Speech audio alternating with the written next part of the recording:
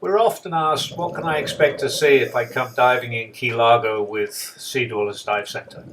And so I put a couple of videos together here just to show you the things that I saw when I was diving on Saturday with Sea Dwellers. We're diving here on the north end of Molasses Reef, and pretty much any of the dive sites that sea dwellers go to, you can guarantee to see a lot of schooling fish. Under most of the ledges, you'll see schools of grunts and snapper and a few porkfish. And because the sanctuary has been protected for nearly 50 years now, these fish are relatively unafraid and will let you get pretty close to them to either look at them or photograph them. Some fish will be out in the open more, like this trunkfish, and although he's out in the open, he is pretty shy and you'll have some difficulty getting close to them. Other fish will hide. This stingray is hiding underneath the sand, keeping away from predators.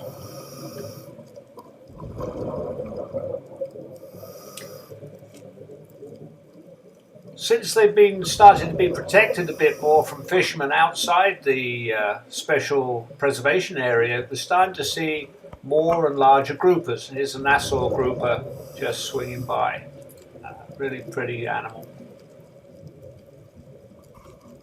The north end of the reef, you might well see some wreckage, which is the wreckage, it's called the railway wreck, and you'll see railway wheels and railway lines covered in coral. Been down there for well over 100 years now, and it's wreckage from a barge that was carrying stuff for Flagler when they were building the railway. Also on the north end of the reef, you'll see some elkhorn coral. Elkhorn coral is very pretty but very brittle, and we've been lucky recently that for the last several years we haven't had any major storms, so that the elkhorn corals had a chance to grow back and is now quite healthy and looking good. One of the good things is it does regenerate quickly, so in the last 5 or 6 years had a chance to grow quite well. The north end of the reef was also the site of a grounding with a boat called the Wellwood, and part of the rehabilitation, the federal government allowed the Coral Reef Restoration Foundation to plant staghorn coral to rebuild the coral population in this area. And as you can see, it's taking off and looking pretty healthy.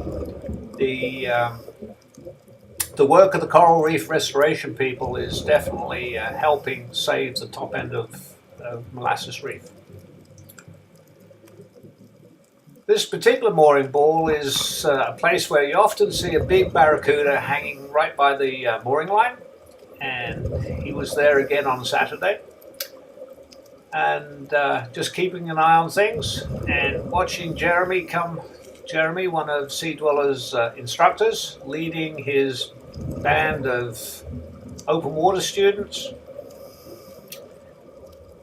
And here you can see that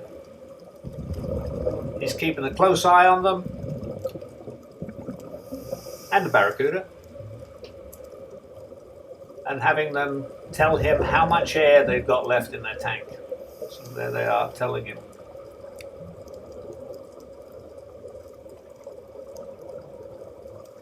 It's ideal. Key Largo is an ideal place to learn to scuba dive. You can see it's relatively shallow, no current, good visibility.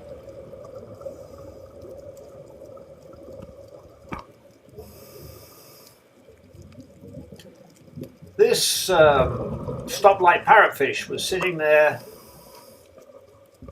and I went over to see why he was just leaning against the reef, and he was actually being cleaned by this banded coral shrimp. You can see his whiskers, and he's one of the cleaners on the reef, and the fish will come up there, lay up close, and he'll use his pincers to remove debris and stuff off of their skin, keep them healthy.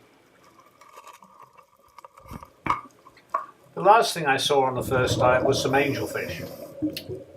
This is a queen angel, and it's probably one of the brightest of the fish we see on the reef.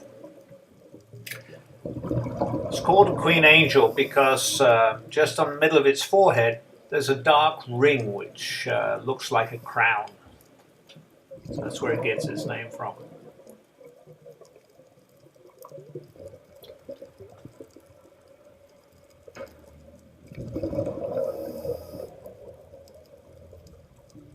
In addition to the queen angel, also saw a French angelfish. French angels are black and yellow and have a yellow ring around their eyes. And if you don't, if you approach carefully, they're relatively unafraid. But anyway, that was the end of the first dive, and then we went down to the other end of the reef for our second dive. But I'll tell you about that in the next movie.